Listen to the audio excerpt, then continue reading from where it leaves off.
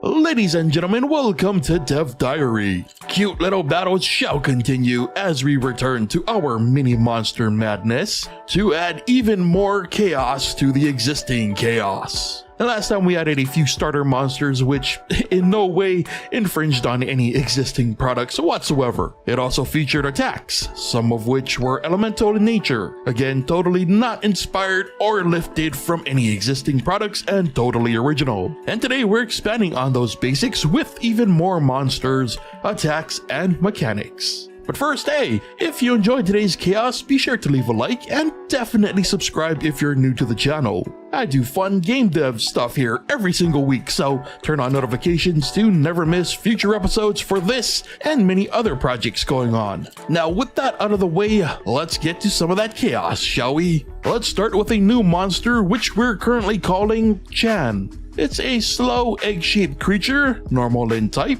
and has two new moves, Egg Bomb and Heal. The egg is a literal projectile hurled at the opponent. When making contact with an enemy, the egg will not deal any damage, but it will, like the name says, cause an AoE explosion. And for the time being, this explosion in particular will not cause any friendly damage, though that could change in the future. Explosions by default are part of a general AoE system added to the game, which is also powering our new move, Healing. Since our monsters are currently immortal, there is no actual health to recover. However, it will eventually heal any nearby enemies for the duration of the move. It is accompanied with some particles for visual purposes, which, to just quickly mention, particles were indeed added this session and appear in various places, so keep an eye out. And that's Chan's current loadout. Let's move on to our next monster, who also brings two moves to the game, Vote. Vote is the totally original concept of a spherical creature of the electrical nature.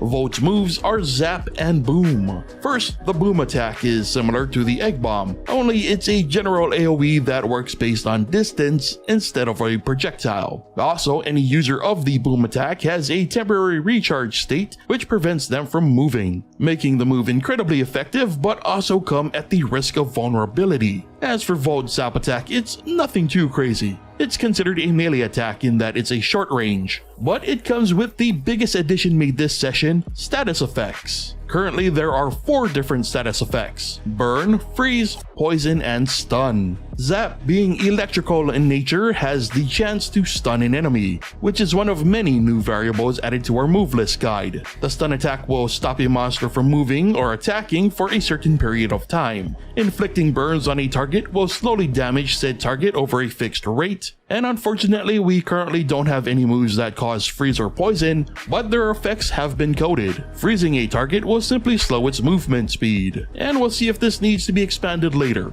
Poison works similarly to burn, however the longer it's inflicted for, the more damage it does over time. This one may need tweaking in the future if it ends up being overpowered. Anyway, as you may have already noticed, currently each effect is displayed as a circle above the affected target sprite. And finally, we have one last monster to show, Toga. Toga is currently the only monster that uses the same move for both attack slots, and that move is called Randomize. Any monster who uses Randomize will literally use a move from our entire move list at random. So one turn it'll heal itself, the next blowing itself up. Then it'll spit some bubbles and then maybe an egg bomb. And yes, in case you're curious, this is, without a doubt, the most chaotic way to experience these battles. And personally, I'm really digging just how weird and chaotic things are getting. We've now got explosions that send monsters flying in random directions, ways to heal, and status effects. And once they're mortal, these battles should really start to show just how broken the moves and damage outputs are. But for now, it's just fun to see the madness play out. And currently, there is no rhyme or reason to the addition of creatures.